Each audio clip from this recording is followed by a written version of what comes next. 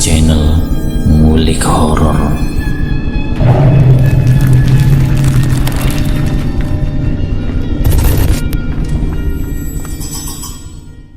Assalamualaikum warahmatullahi wabarakatuh.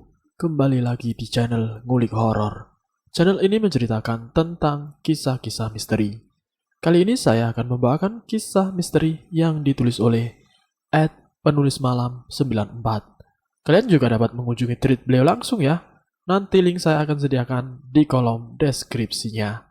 Yuk, daripada kita lama-lama, langsung saja kita simak ceritanya. Bismillahirrohmanirrohim. Kali ini saya akan membawakan kisah misteri yang berjudul Diguna-guna Saingan Kerja. Di cerita kali ini, si penulis bakalan berbagi pengalaman yang mama si penulis sendiri mengalami kejadian mistis diguna-guna pada tahun 2014. Sedikit cerita aja ya, di tahun 2012 sampai 2013, si penulis sempat kuliah. Namun karena almarhum ayah tiri meninggal dan sewaktu itu menghabiskan biaya berobat yang cukup banyak, akhirnya si penulis harus berhenti kuliah dan bekerja sebagai petugas operator kasir parkir. Nah, saat itu mama si penulis yang mungkin bosan karena cuma diam di rumah, iseng-iseng melamar kerja sebagai marketing publik relationship di PT yang sama dengan si penulis. Awalnya semua baik-baik saja, namun setelah beberapa bulan bekerja barulah muncul keanehan. Apa sih keanehannya? Yuk kita langsung masuk ke ceritanya. Mama adalah seorang ibu yang luar biasa hebat menurutku. Bagaimana tidak, di usianya yang telah menginjak ke 50 tahun, ia masih semangat untuk mencari uang.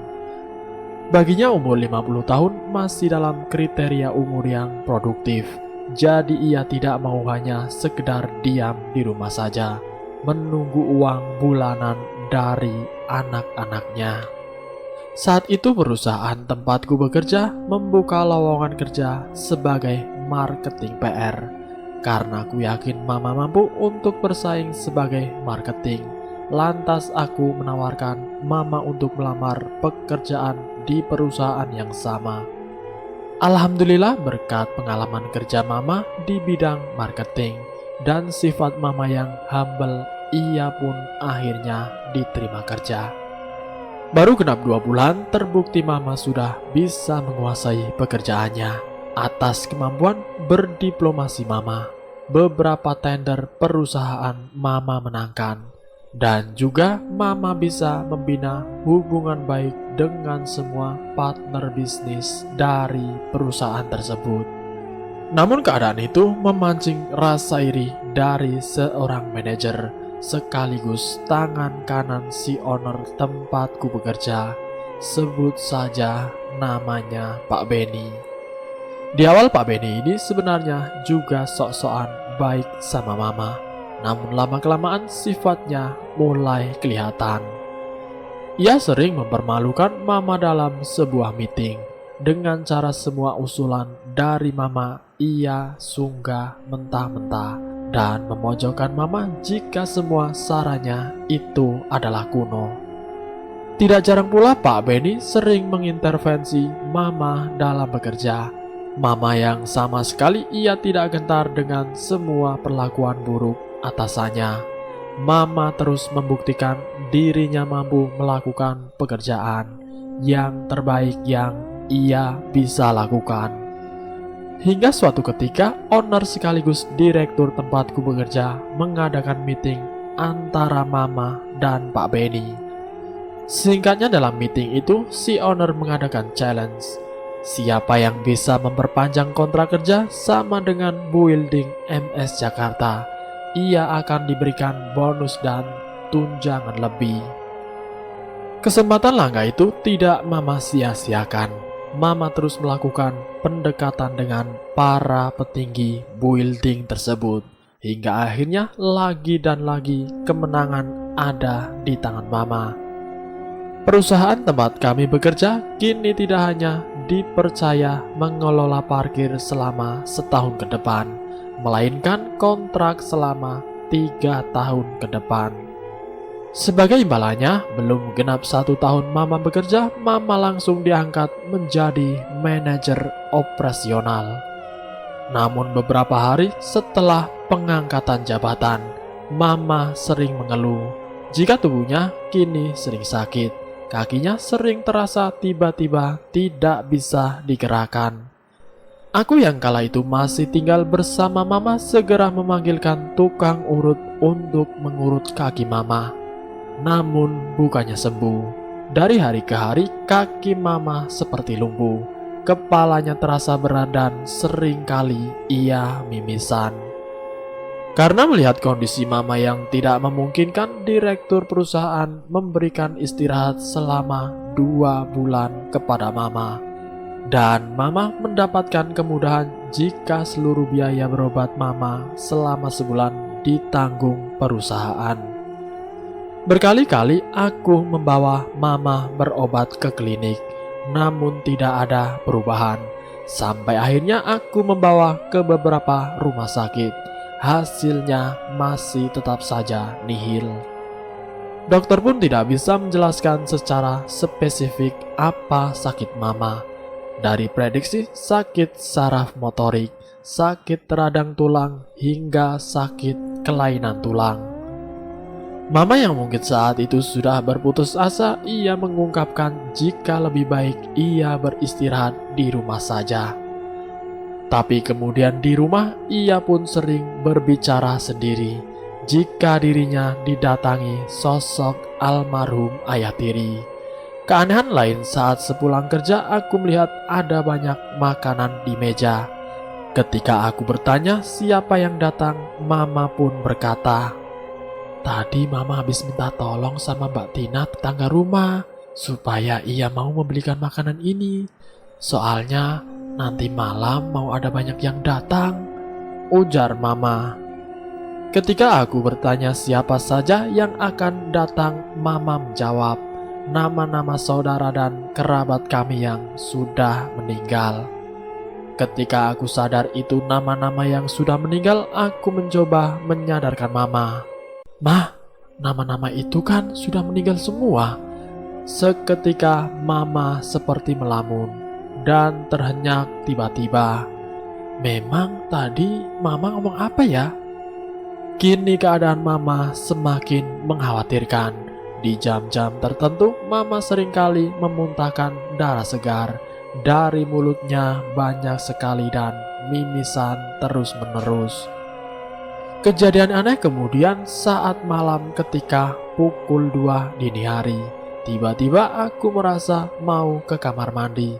Ketika aku menyalakan lampu, betapa terkejutnya. Aku melihat Mama sedang berdiri mematung. Dengan mata terpejam ada di dapur. Padahal Mama buat berdiri saja tidak bisa. Lalu ketika aku memegang tubuh Mama, aku pun berkata, "Mah, Mama sudah sehat sekarang." Tiba-tiba dari dalam kamar Mama ada suara lirih Mama yang memanggil, "Marcel, Marcel, tolong Mama nak." Aku segera berlari ke kamar Mama, dan ketika aku menoleh ke dapur, sosok itu telah hilang. Sontak aku pun yang ketakutan mengumandangkan doa dalam hati.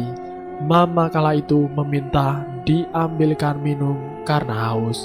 Setelah ia minum, Mama menahan tanganku. "Sel, Mama tadi bermimpi. Mama bermimpi didatangi sama 2 pocong. Mukanya serem sekali, Sel. Awalnya di mimpi itu, yang satu almarhum teman Mama. Nah, yang satu lagi almarhum ayah tiri kamu. Mereka berdua mengajak Mama pergi gak tahu kemana. Tapi pas Mama sadar mereka sudah meninggal, mereka berdua menjadi pocong yang sangat seram. Apa Mama sebentar lagi udah mau meninggal ya?" tanyanya lirih sambil terisak tangis. Malam itu aku masih menenangkan Mama. "Udah Ma, itu cuma mimpi, gak usah dipikirin. Sekarang istirahat lagi saja ya." Mama pun hanya mengangguk dan kembali tertidur. Tidak munafik, sebenarnya ada rasa khawatir di dalam diriku jika amit-amitnya akan ada sesuatu hal yang buruk nanti. Singkatnya, di siang hari HP ku berdering. Terlihat ada panggilan dari adik mama. "Halo Sel, gimana keadaan mama? Apa mama masih sakit?" Aku kemudian menjelaskan kronologi keadaan mama dari awal sampai saat ini. Dalam kurun waktu 2 minggu, keadaan mama berangsur memburuk. Aku pun menceritakan jika beberapa klinik, bahkan beberapa rumah sakit sudah didatangi, namun hasilnya masih sama juga. Tante tahu nih, pasti ini diguna-guna. Bukannya tante mau tak kabur. Tapi kan tidak ada salahnya kalau kita ikhtiar ke orang pintar dulu. Dari obrolan antara aku dan adiknya mama, diputuskan jika 3 hari kemudian ia akan datang berkunjung bersama dengan si orang pintar. Entahlah, mungkin saat itu perasaanku sudah kalut, sehingga ketika mendengar adik mama mau berkunjung dengan orang pintar untuk menyembuhkan mama, aku merasa skeptis. Aku sebenarnya tidak yakin penyakit mama bisa disembuhkan dengan hanya baca-bacaan mantra si dukun. Tapi tidak mungkin juga aku menolak orang yang ingin datang berkunjung, gumamku dalam hati. Ketika pulang kerja, Mbak Tina yang ikut membantu menjaga mama saat sakit, ia pun berbisik, "Sel, kayaknya mama kamu bukan sakit biasa deh. Soalnya suamiku bilang, Dek, mamanya Marcel harus segera dibawa ke orang pintar. Mas melihat ada 2 sosok pocong di kamar itu. Yang satu tiduran di sebelah mamanya Marcel, dan yang satu lagi dia ada di sebelah kirinya." Aku sebenarnya sih kaget. Soalnya suamiku juga bisa melihat makhluk tak kasat mata.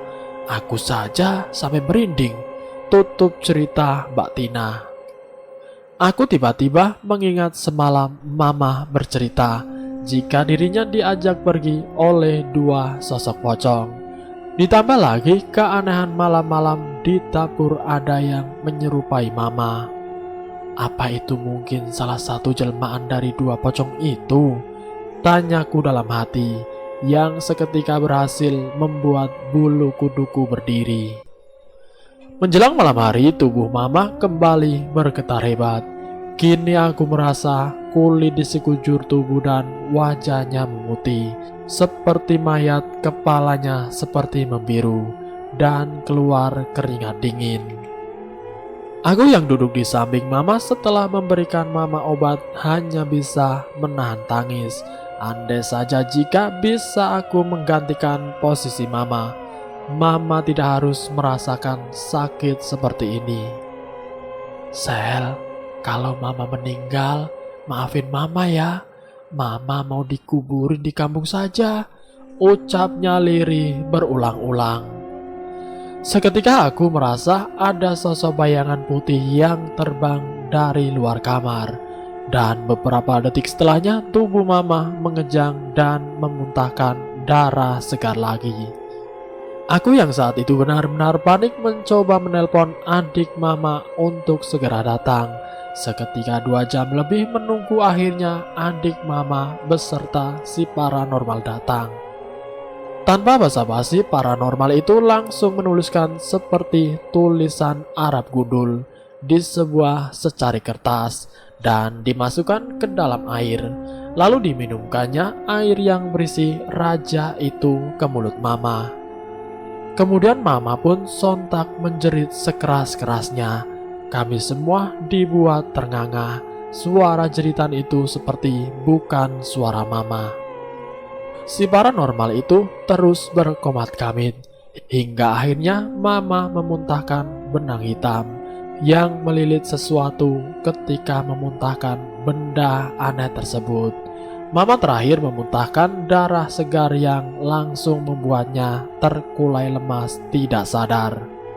Suasana kembali mencekam saat gulungan benang itu dibuka. Ternyata adalah sobekan kain putih yang jika diamati itu adalah kain kafan. 30 menit Mama tidak sadarkan diri. Kemudian tangannya sudah mulai bergerak dan matanya mulai terbuka. Kini seperti ada darah yang mengalir dari tubuh Mama. Seketika ia berkata jika ia haus dan mulai sangat lapar. Di saat itu sang paranormal itu pun bercerita jika Mama diberi guna-guna santet.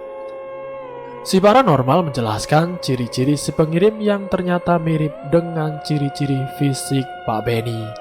Paranormal ini pun berujar untuk tidak perlu membalas apa yang telah diperbuat oleh saingan kerja itu. Karena apa yang kita tanam, maka itulah yang kita tuai. Untung saja waktunya masih ada untuk memutuskan kiriman guna-guna gaib. Karena santet yang digunakan adalah santet yang kuat. Dalam waktu yang ditentukan, si penerima akan mati perlahan dan bisa jadi arwahnya ikut-ikutan menjadi pocong. Mama pun yang banyak diam kini mulai berbicara. Dirinya sebenarnya sudah mengetahui jika ia diberi santet oleh saingan kerjanya. Saat acara pengangkatan jabatan, Pak Benny tiba-tiba memberikan tangannya kepada Mama sebagai bentuk apresiasi. Tanpa berpikir aneh-aneh, Mama langsung berjabat tangan. Dan ketika Pak Benny memeluk tubuh Mama, tangan kanannya menepukkan ke bahu Mama cukup keras sebanyak 3 kali. Dan Pak Benny berbisik, "Selamat ya Bu." Dan dari mulai itu semuanya terjadi. Singkat cerita, keadaan Mama berangsur membaik. Saat Mama kembali ke kantor, Pak Benny seolah wajahnya kikuk. Ia bersikap sangat baik terhadap Mama. Namun siasat liciknya tidak hanya sampai di situ. Ia pun menggunakan anak buah yang lain untuk mogok kerja dan menghasut jika Mama bukan seorang pemimpin yang baik. Pak Benny pun mengancam akan mengundurkan diri jika Mama masih bekerja di tempat itu. Direktur tempat kami bekerja kini mengetahui siasat licik Pak Benny terhadap Mama. Akhirnya Pak Benny dipecat secara tidak terhormat dan sebagai karyawan pengikut Pak Benny ikut diberhentikan. Setelah mereka semua keluar, barulah terbongkar jika ada korupsi besar-besaran di perusahaan itu yang diakomodir oleh Pak Benny.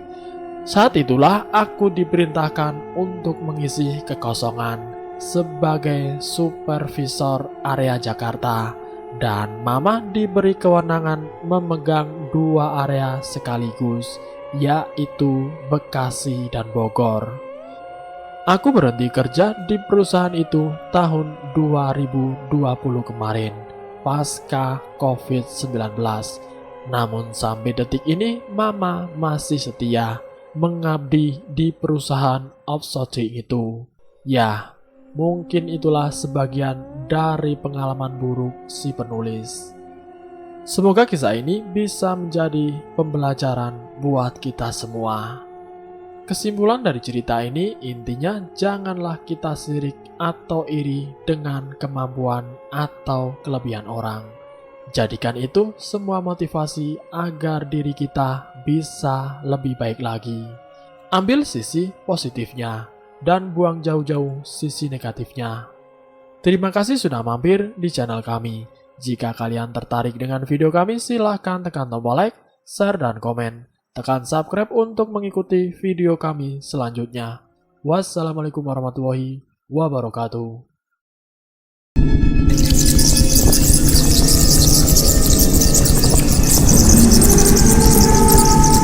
Selamat datang di channel Ngulik Horor.